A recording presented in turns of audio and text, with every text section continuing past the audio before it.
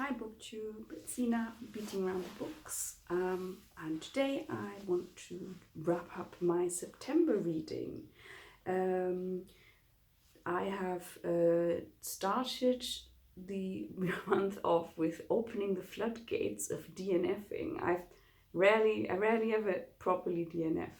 Like sometimes I'll put down a book, but usually always with the intention of picking it up again, whenever that may happen. But in the beginning of the month, I listened to a few audiobooks that just failed to grasp me or to grab my attention and really interest me. And then for some reason, I decided that it was time to guard my time against bad books, or not saying bad books, but books that aren't for me. So let's start with the DNF, so they're out of the way. So I DNF'd Alexandra Kleeman's Something New Under the Sun, which is a really new, can't remember when it came out, but this year, a new sort of climate fiction novel, which plays in somewhat of a not too distant future in the US. There is a writer who's the protagonist who is like in LA because his book has gotten some sort of a film deal or a series deal. I can't remember. I think it was a film deal. And his wife and daughter have stayed home. I can't remember where. I think it was in New York possibly, but then they go to some sort of weird cult-like place where people mourn the earth, or Mother Earth, I guess, and the state of it. Water has been commodified to the point where, well, in some areas you basically can't get real water anymore, but you can only get some sort of artificial replacement unless you are very rich. And there are sort of wildfires all over the place, which, I mean, doesn't seem too far off from reality anyways. So theoretically that could have been interesting, but unfortunately I got to 50%, and by that point I still didn't care about any of the characters. They were unlikable, but not in the way of an interesting unlikable character, but more just sort of like, why on earth should I care about you? And so I gave it up. I've also heard some people who really liked it. I don't know, might be for you, might not be for you. There was one other character, like some sort of Hollywood starlet, whatever. And I know she's meant to be obnoxious, but she's so obnoxious that I just could not bear reading about her or listening about her anymore. Anyway, the next one I DNF'd was Scabby Queen by Kirstin. I could barely tell you what this is about anymore. I know that the protagonist is about a woman who used to be some sort of famous or popular singer or musician, and then in her then kind of, her, how do you say this, her star sinks again. Can it sink when it rises? I don't know. And then in her later life she commits suicide, and then we hear from a lot of different perspectives and people who had been in her life about the way they met, and sort of, I don't know. It started really interestingly, but I don't know, I lost interest. What can I say? And the last one I DNF'd was Daisylefarse Paul, which is a young woman who moves to France for like some sort of work for room and board situation somewhere in the countryside, and her host is Paul, who is quite a bit older than her, and she's reeling from a breakup and she doesn't really know her place in the world. We know this type of story, right? And he is, I mean, I haven't, this was like the quickest DNF I've ever had. I can't remember how far I went into it, 10, 15% or something like that. I mean, it looks very much like they're gonna at some point enter into some sort of relationship, most likely unhealthy. And the reason I DNF'd it was that, again, unlikable characters that aren't interesting. I love a good unlikable character, but these people just didn't interest me, and I could not bear to hear Paul's BS any longer. So, I don't know. Not for me. Anyway, what did I actually read? I talked about the second to last video, I think, I talked about how these monthly wrap-ups are not very good for my very bad memory. Like, it doesn't work very well, and it is exactly like that now. I really need to use Goodreads to see what I've actually read in the beginning of the month. So let me just change over to that. Oh yeah, so I listened to more audiobooks. I am an audiobook fiend, it seems. Most of these were on script again, or I think actually all of them. So I listened to what was it called again? Everyone in This Room Will Someday Be Dead by Emily R. Austin. This was a very fun, I don't know why I'm saying fun. Some people talked about how they found it very depressing. I thought it was quite fun. We have a 20-something lesbian woman as the protagonist. She has lost her job, or she can't hold a job down, and she is obsessed with thinking about death, and she is also a hypochondriac, like a proper one that ends up in A&E all the time because she thinks she's having a heart attack or something like that. So the people there know her, and she has a rather dysfunctional family, I would say. And she sees a flyer from some church that is offering some sort of therapy, goes there and accidentally stumbles into a job as like a secretary. And so then there she has to sort of, I guess, play a role as a, good Christian lady, a Catholic lady. She's like a fish out of water. She doesn't know how to behave during Mass. And, those bits kind of make for quite funny scenes. I also felt a little bit reminded of myself obviously for me it was not about a job, but just going to some, what's it called, baptism or holy communion of some of my cousins, and I'm like theoretically Protestant, but not really. I'm not religious, but I certainly had no idea how Catholic Mass works, and when to get up, when to sit down again, and all that sort of stuff.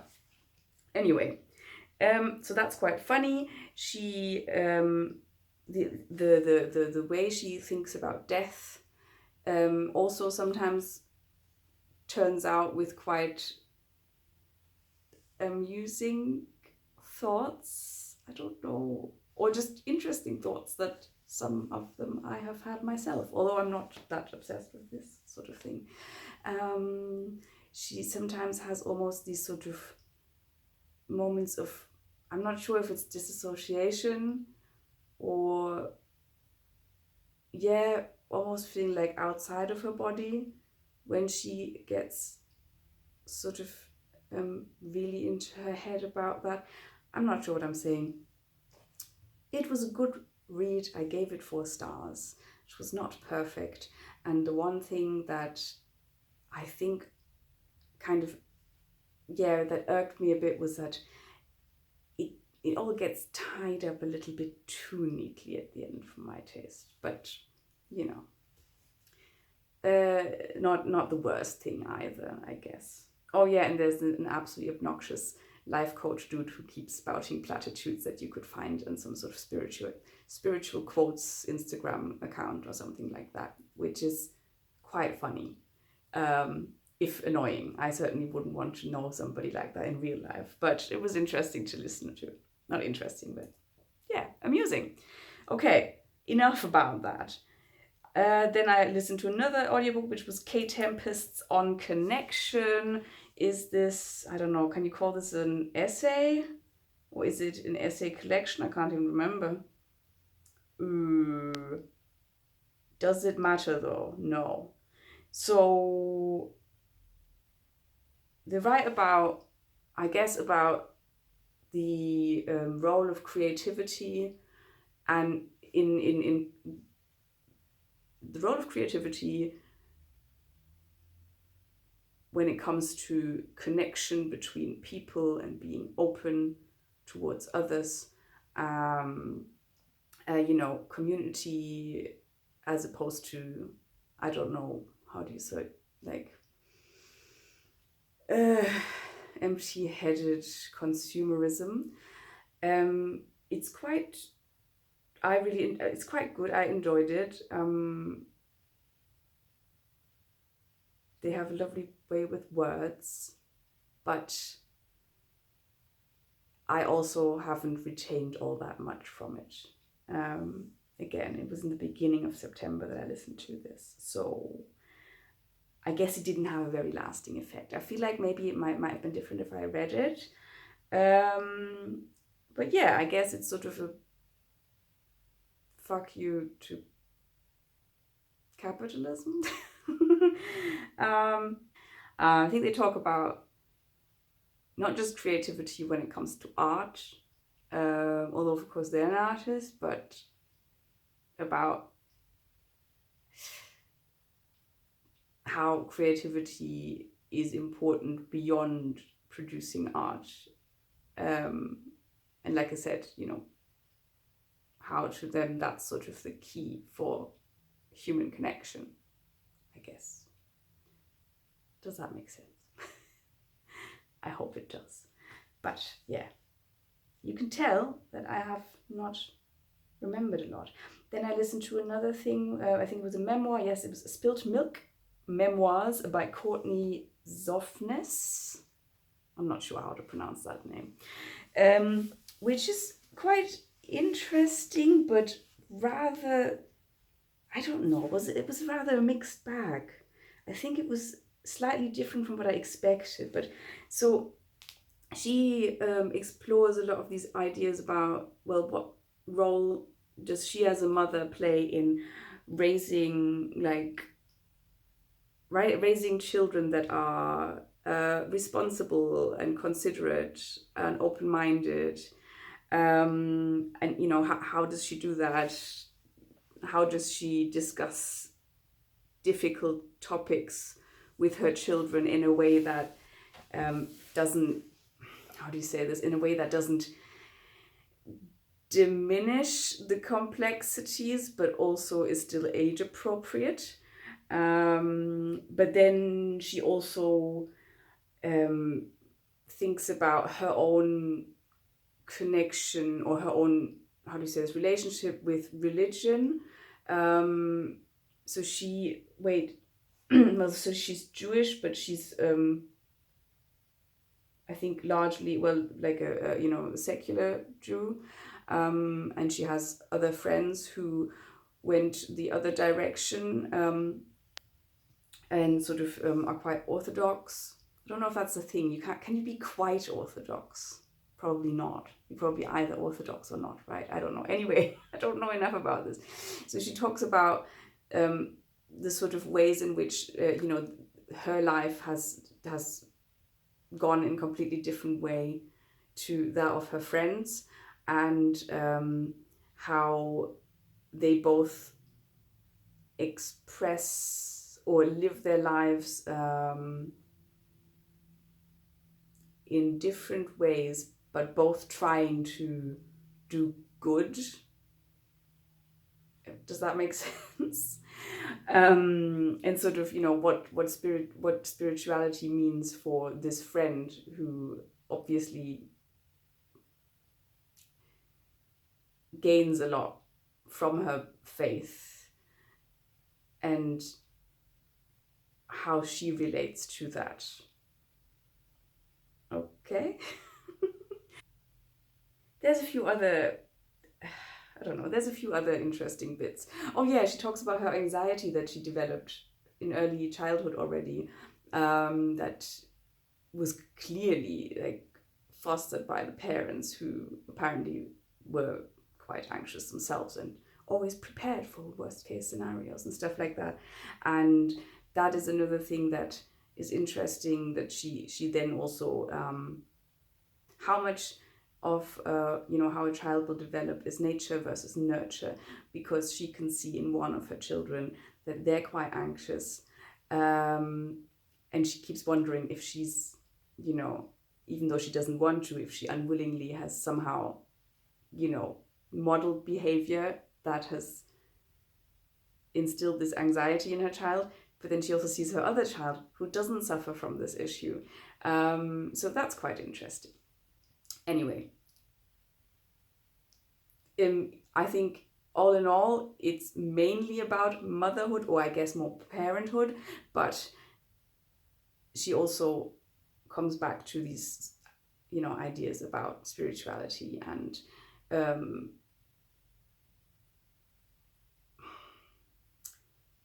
how do you make good decisions, or how are you a good human being, and how do you arrive at, your conclusion for what that actually constitutes, and those sorts of ideas. Yeah, cool. There's also something about surrogate pregnancy, which is interesting. But anyway, enough about that one. I think I gave this 4 stars. Oh no, it was 3 apparently. Ooh, maybe I was not in a generous mood at that day. Okay, next I read Adressat Unbekannt. This is Address Unknown by Kressmann Taylor. So I read this in a German translation, which I normally never do. I usually always like to read English books in the original. This was translated by Dorothee Böhm. But I just had to snap this up because it was in Oxfam, very cheap, and I'd seen it around a couple of times on BookTube. So this is super short. I read it for Bert's Shorty September, Bert from Pastori Time, which was a lovely idea for a readathon, and if it happens next year again, I'll want to do that more intensely than this time. So this is like not even 60 pages, I think. This is the exchange of letters between 2 friends. So the one friend is German and the other one is an American Jew. They are also business partners so it's something with art gallery. They sell art.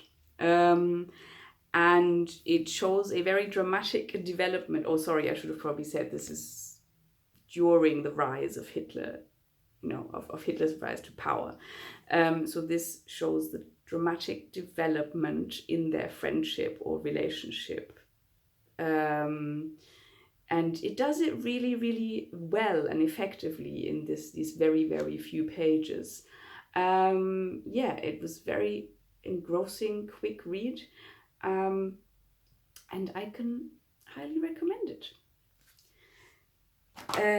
Next I read, what did I read after that? Oh, then I read a few books, or listened to a few books that I already wrapped up in my holiday wrap up. So just quickly, there was How to Kill Your Family by Mackie. Then there was Tell Them of Battles, Kings and Elephants by Mathias Énard, translated by Charlotte Mandell.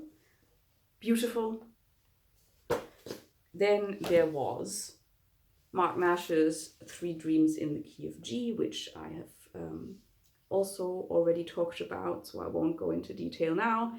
And there is a very lengthy book discussion with Bob the Bookerer, which I will link below as well.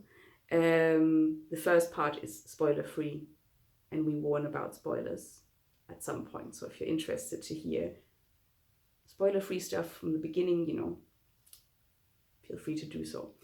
Then I read this one, The Aleph by Jorge Luis Borges. What a name. Borges. Who translated this one? Hurley. I can't find the first name. Oh, here, Andrew Hurley. This was the buddy read with Ross, which was also fantastic. Even though I think I said that it was a bit of a mixed bag. Again, well, I didn't properly review this, but I talk about it more in the holiday wrap-up. And that is everything. No? Oh, there was Crying in H Mart as well. So those ones I read on holiday, and you can see that in the holiday wrap-up. And then I read another little shorty, which is Unbekannt Dunkler Frühling. So that's Dark Spring in English, and it is available in English because that's how I know about it. Marc Nash read this, I can't remember, I think last year, and it sounded very interesting. This is also super, super short. I think it's like 60 pages in German. It's very dark. It describes, I guess, it starts at literally at the birth of the protagonist, a girl who immediately sort of latches on or imprints on her father, and falls in love with him. But as she grows up, she notices that her father is largely absent from her life. He's often traveling, and so that sort of creates a void in her life. And her mother is also not capable and also unwilling to fill that.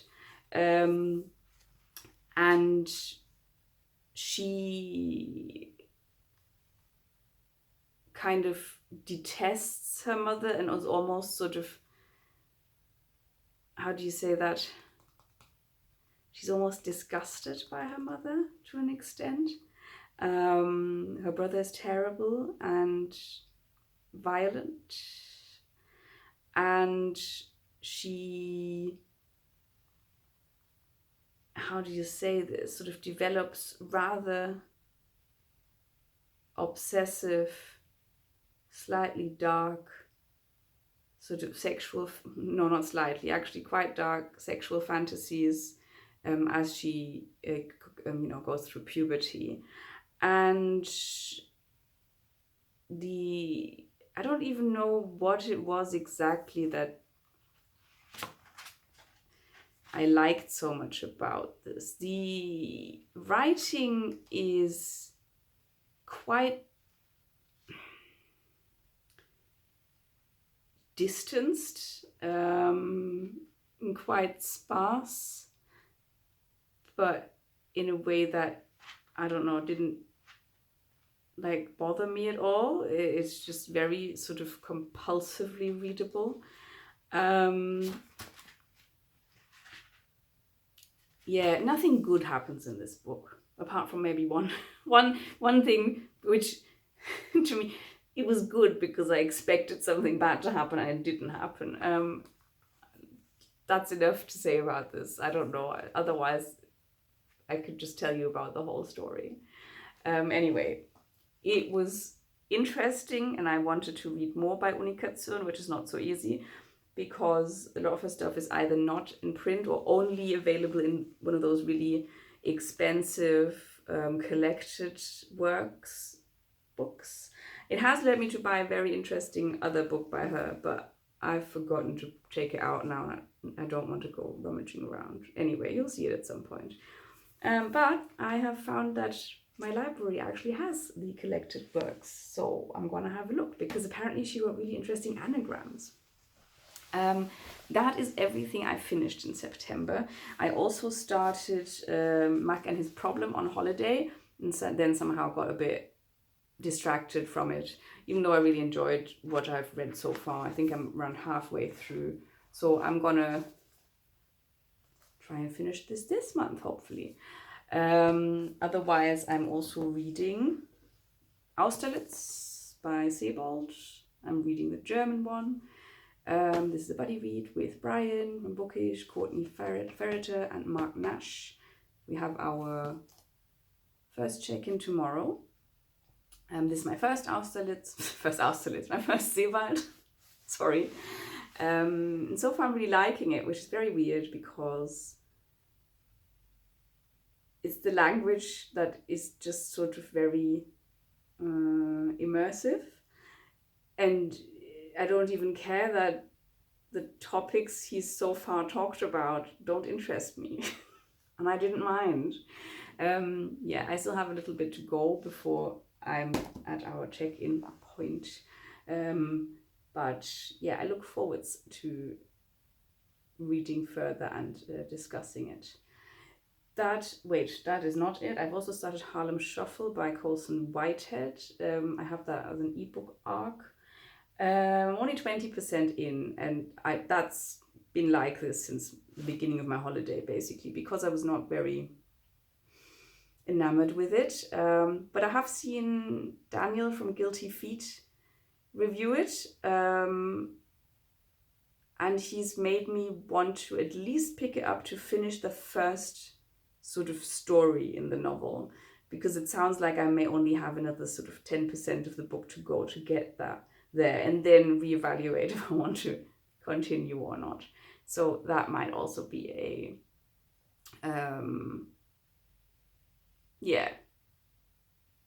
read for the foreseeable future, but who knows? I'm a mood reader. I might also not pick it up for ages. Yeah, cool. That's it. I've been waffling on for over 27 minutes already, so I'm gonna shut up now. And yeah, what have you guys read in September? Have you had any highlights? Oh, I never mentioned my highlights. My highlights this month were